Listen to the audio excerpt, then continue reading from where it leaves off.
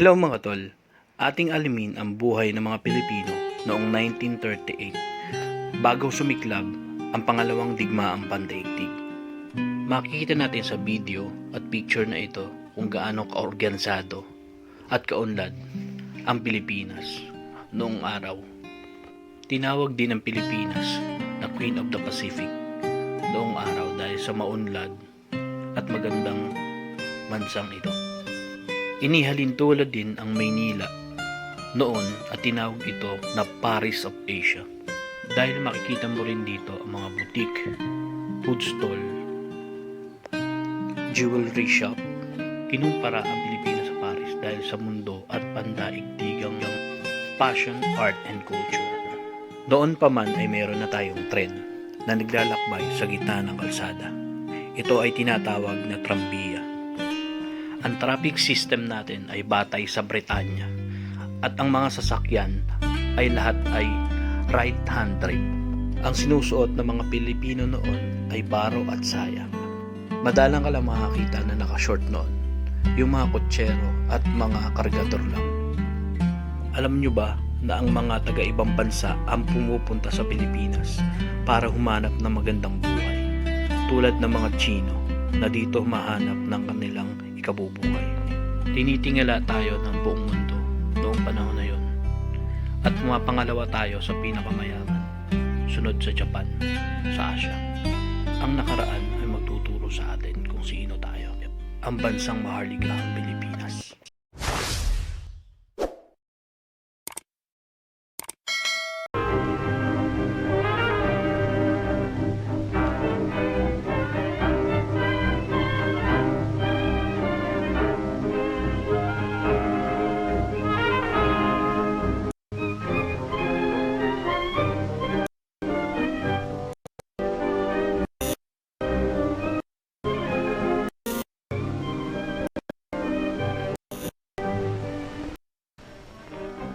Manila, capital and largest city of the Commonwealth of the Philippines, rises on the shore of the bay into which the Spaniards sailed in 1570, and where in 1898 Admiral Dewey achieved one of the greatest naval victories in history, the Battle of Manila Bay. As headquarters for American commercial interests in the Orient, Manila has been transformed from a sleepy Spanish town into a modern city. Inter-island ships serving the archipelago of some 7,000 islands, berth along the quays of the Pasig River that flows through the center of the city. From the sterns fly both the American and Philippine flags, for the Commonwealth government is still under the protection and advice of the United States. Much of the local trading is carried on in cascos, flat-bottom boats which are poled through the many canals and waterways of Manila. Each casco has its family, whose life is spent beneath its thatched roof of bamboo or palm, veritable water gypsies in a climate that is kind to all. Manila is really three cities in one. Old Tondo, home of the Philippine masses, modern Manila, born of American development, and Intramuros, walled city of the Spaniards. The last, built on the south shore at the mouth of the Pasig River, is surrounded by 2.5 miles of walls, which, begun in 1590, were for centuries bulwarks against invasion. The moat encircling the walls was filled in for sanitary reasons by the Americans, and is today a drill ground, a recreation area, and a golf course. The walls and bastions are excellently preserved, and have withstood even earthquakes which at times laid ruin the old city.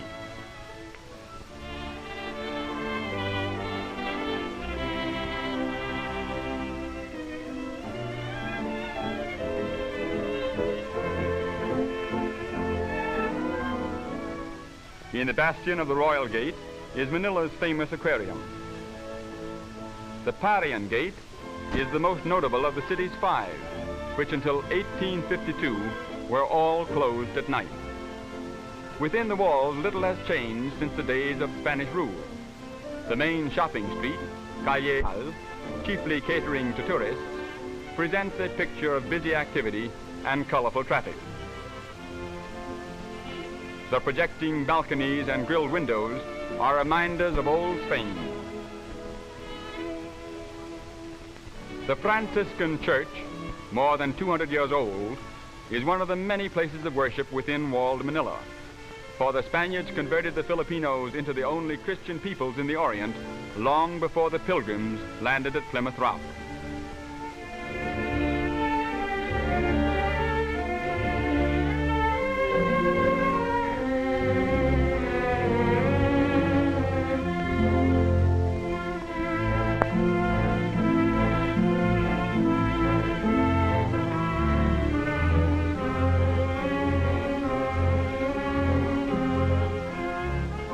A bodice with huge sleeves of cloth made from pineapple plants and a long skirt, the train of which is tucked into the front of the belt, is the typical dress of Filipino women.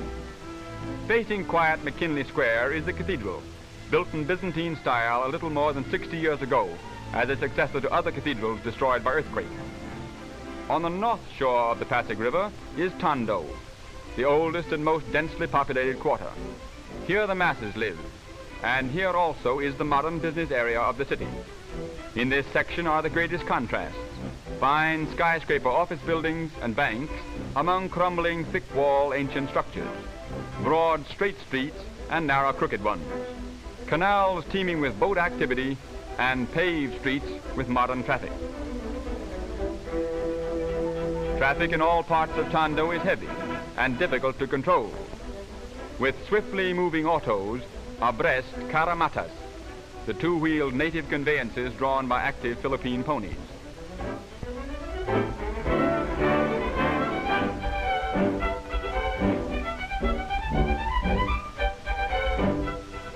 The oldest and still the main business street of Manila is the famed Escolta, a congested narrow thoroughfare 5 blocks long, which parallels the river between Plaza Moraga and Plaza Goiti. On it face most of the fine shops and department stores of the city.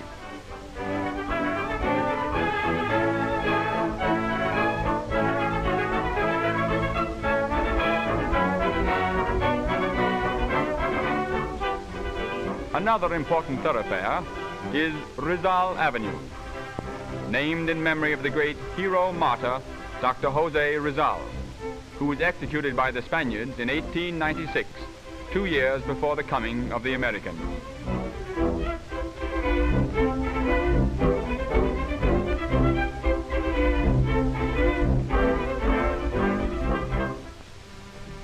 There are many arcaded sidewalks in Manila, for although sunstroke is unknown, it is more pleasant and cooler to keep in the shade during the heat of the day. Each section of the city has its market, where practically everything used by the Filipinos can be purchased.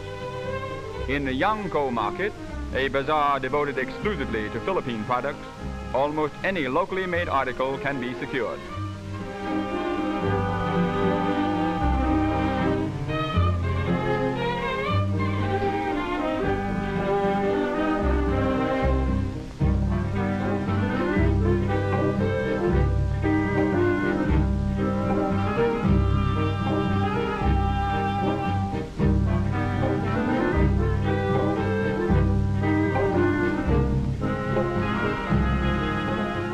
The two-wheeled caromata and caratela are the principal conveyances of the Filipinos.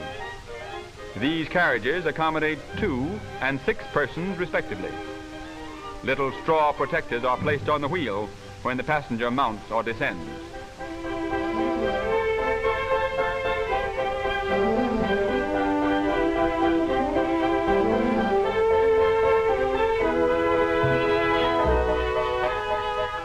The Philippine beast of burden is the carabao. There are more than 2.25 million of these patient, hard-working animals in the island, and their slow pace is appreciated by their easygoing masters.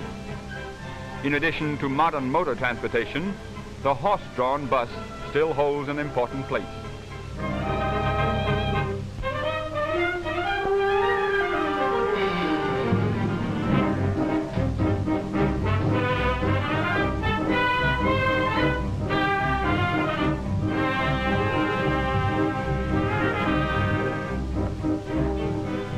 The Pasig River is spanned by 4 bridges. Jones Bridge, surmounted by Filipino figures, is the newest. The graceful arch stands on the site of the old Bridge of Spain.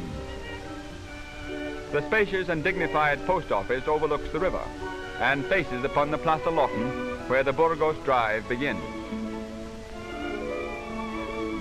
The Burgos Drive, a magnificent wide boulevard, follows part of the sunken gardens of the old walled city moat. Near its middle stands the superb legislative building, completed in 1926 at a cost of $2 million. Today, it is the seat of the new Commonwealth government. In front of it, over the course laid out around the walls of Old Manila, modern Manila plays golf.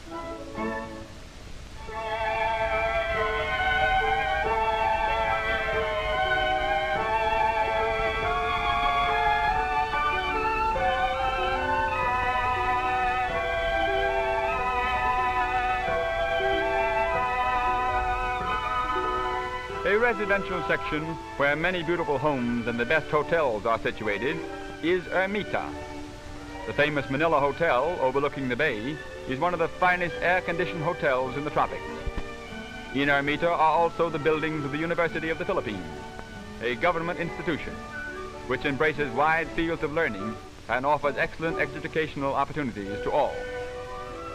Contrasting greatly with the narrow, irregular dirt streets of Spain's Manila are the wide, well-paved avenues and boulevards of the American city. Great shade trees overarch many of the avenues, and palms or colorful flowering trees line other arteries. Dewey Boulevard, the pride of Manila, is built upon reclaimed land along the shores of the bay, an ideal location for the many residences of which the city boasts. Among them is that of the American High Commissioner. The spacious house with its gardens and patio is often the scene of social splendor. Situated on the north bank of the Pasig River are the executive offices and home of the President of the Philippine Commonwealth. In a mansion built as the suburban residence for Spanish governors, a Philippine chief executive now directs the home government of his island Commonwealth, an archipelago fast changing from a dreamy Spanish colony to a modern agricultural, industrial, and independent country.